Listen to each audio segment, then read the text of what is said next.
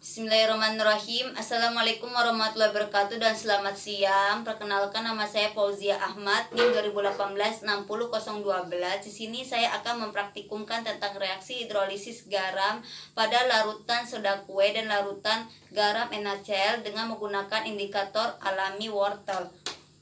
Dalam air, garam akan terionisasi dan ketika bereaksi dengan air akan menghasilkan reaksi hidrolisis. Reaksi hidrolisis terjadi dua kemungkinan, yaitu ketika bereaksi dengan air maka garam akan menghasilkan ion H+ dan ion OH-, di mana ketika ion H+ konsentrasinya lebih besar daripada ion OH-, maka akan menghasilkan larutan garam yang bersifat asam. Sedangkan ketika ion OH-nya lebih besar daripada ion H+, maka akan menghasilkan larutan yang bersifat basa.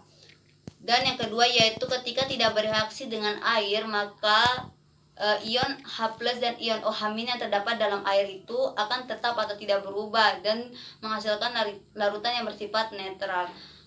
Di mana ada 4 jenis garam, yaitu garam dari anion asam lemah dan kation basa kuat, maka akan menghasilkan anion asam lemah ketika dilarutkan dengan air, dimana ketika bereaksi dengan air maka akan menghasilkan ion OH- yang akan sehingga garam itu bersifat basa. Kemudian yang kedua yaitu garam dari anion asam kuat dan kationnya basa lemah, dimana ketika bereaksi dengan ketika dilarutkan dalam air maka akan menghasilkan kation dari basa lemah, dan ketika bereaksi dengan air akan menghasilkan ion H+ sehingga larutannya bersifat asam. Garam yang dari dua ini itu merupakan hidrolisis sebagian atau hidrolisis parsial, di mana hanya yang bersifat asam lemah atau basa lemah yang terhidrolisis. Kemudian yang kedua itu ada hidrolisis total. Hidrolisis total ini berasal dari asam lemah dan basa lemah. Keduanya akan terhidrolisis atau akan bereaksi di dalam air menghasilkan ion H+ dan ion OH-. Kemudian yang keempat ada garam dari asam kuat dan basa kuat, di mana tidak terjadi hidrolisis atau tidak bereaksi di dalam air. Itu merupakan dia tidak terhidrolisis. Ketika kalaupun dia terhidrolisis, kalaupun dia terionisasi maka akan terionisasi kembali dan menghasilkan ion-ion. Misalnya NaCl akan menghasilkan Na plus ditambah Cl-. Selanjutnya, bahan-bahan yang kita gunakan dalam praktikum kali ini yaitu yang pertama, indikator alami wortel. Kemudian garam. Kemudian soda kue. Kemudian air.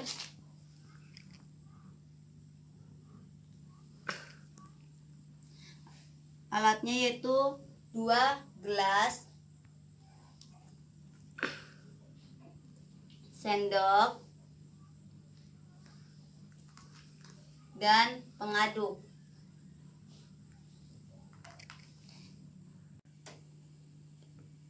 Langsung saja kita ke praktikumnya, di mana di sini sudah ada 2 wadah, yang mana sudah di sini saya sudah isi di dalamnya tadi itu setengah sendok garam dan setengah sendok soda kue.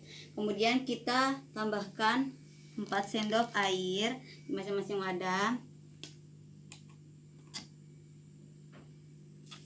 Tuh.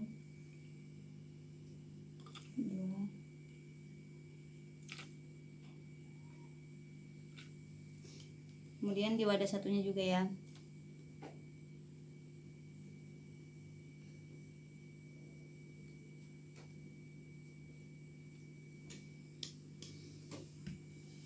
Kemudian kita aduk menggunakan pengaduk,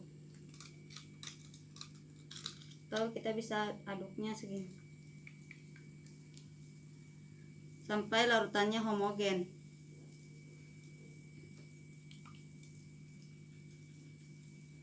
Kemudian pada selanjutnya juga atau pakai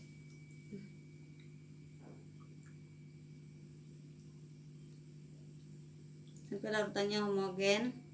Selanjutnya kita tambahkan 1 sendok dari wortel ini, indikator alami.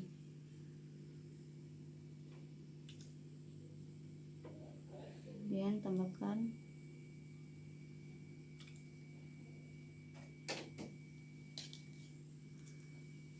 kemudian kita aduk.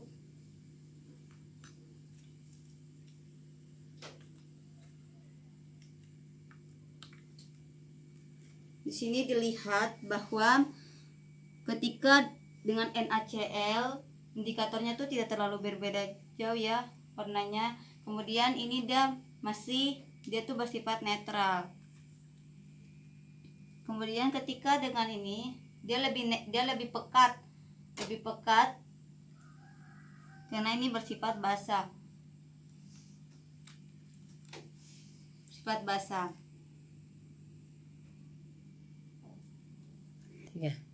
Dimana menurut reaksi hidrolisis garam dari NaCl tadi, NaCl akan menghasilkan NaOH ditambah HCl. Kemudian HCl ditambah H2O, nanti ini dia tidak terhidrolisis. Kemudian ini tidak terjadi hidrolisis. Kemudian soda kue NaHCO3, dia akan menghasilkan sini basanya tuh kuat, sedangkan asamnya asam lemah, asam konjugasi, asam lemah. Kemudian NaHCO3 tambah H2O akan terhidrolisis, dia akan menghasilkan ion dari asam lemah itu, dari asam lemah anionnya tadi tuh. Kemudian nanti sini Na-nya tuh dia tidak terhidrolisis karena dia tuh basa kuat, dan HCO3 ditambah H2O akan terhidrolisis menghasilkan ion OH-, bersifat basa ya. Kemudian atau ketika kita menggunakan suplemen rambut yang di dalamnya tuh terdapat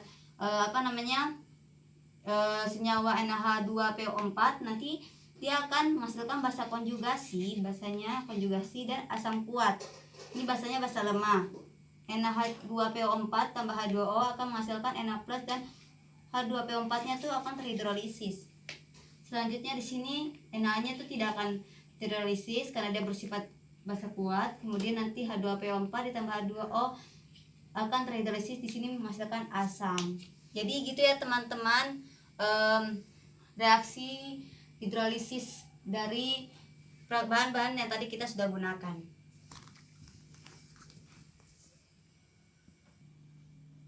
Jadi teman-teman, itulah tadi praktikum sederhana reaksi hidrolisis yang kita dapatkan. Kesimpulannya bahwa reaksi hidrolisis itu bisa terjadi pada larutan garam yang mengandung asam lemah dan basa lemah, maupun asam lemahnya dengan basa kuat dan basa lemah dengan asam kuat. Ketika dua-duanya kuat, itu tidak akan terhidrolisis.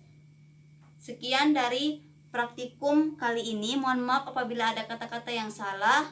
Semoga praktikum kali ini bisa bermanfaat untuk teman-teman dan pembaca dan penonton semua. Sekian dan terima kasih. Wassalamualaikum warahmatullahi wabarakatuh dan selamat siang.